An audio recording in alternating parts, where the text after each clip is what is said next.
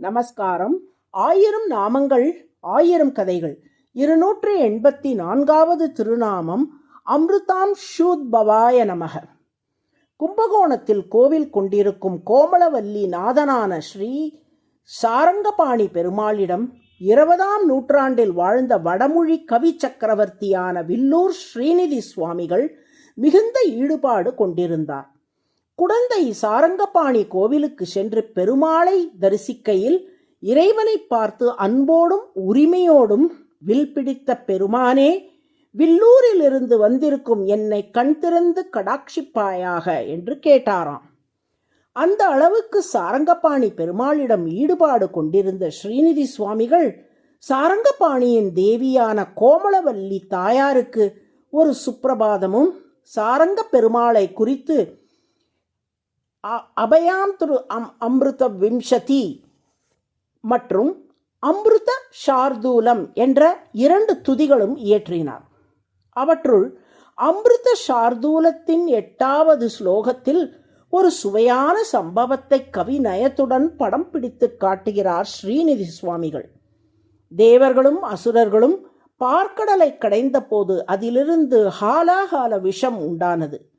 அந்த நச்சு புகையை கண்டு அஞ்சிய தேவர்கள் நாலாபுறமும் சிதறி ஓடினார்கள்.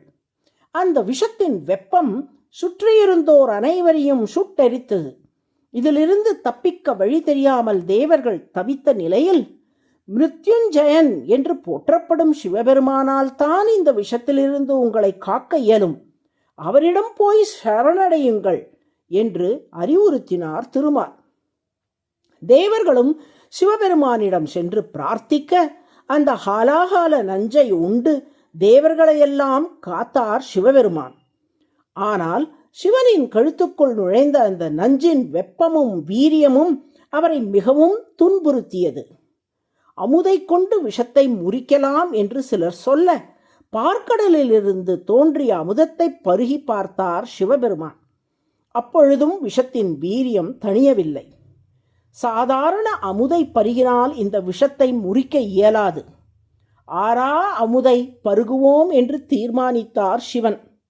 குடந்தையில் கோவில் கொண்டிருக்கும் சாரங்கபாணி பெருமாளுக்கு ஆறாமுதன் என்ற பெயர் உண்டு.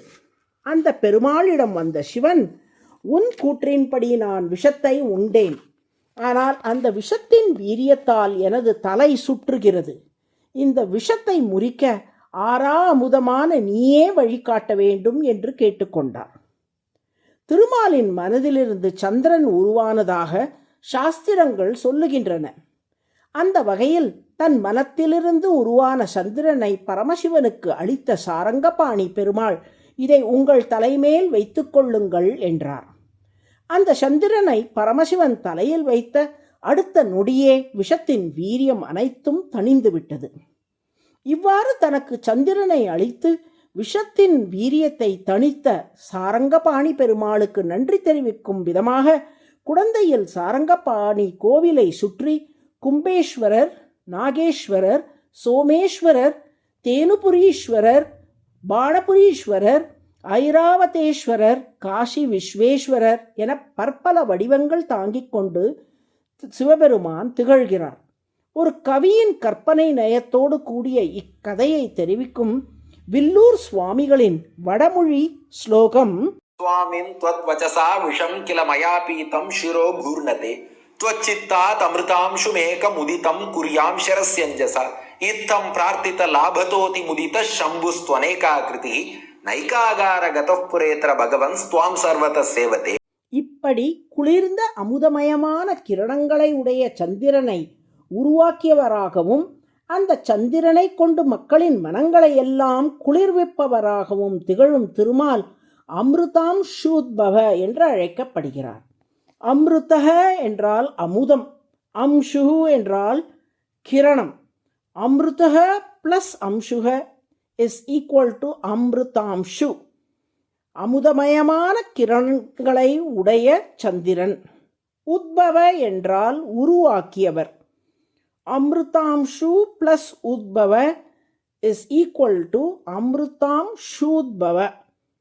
அமுதமயமான கிரணங்களை உடைய சந்திரனை உருவாக்கியவர் என்று பொருள்.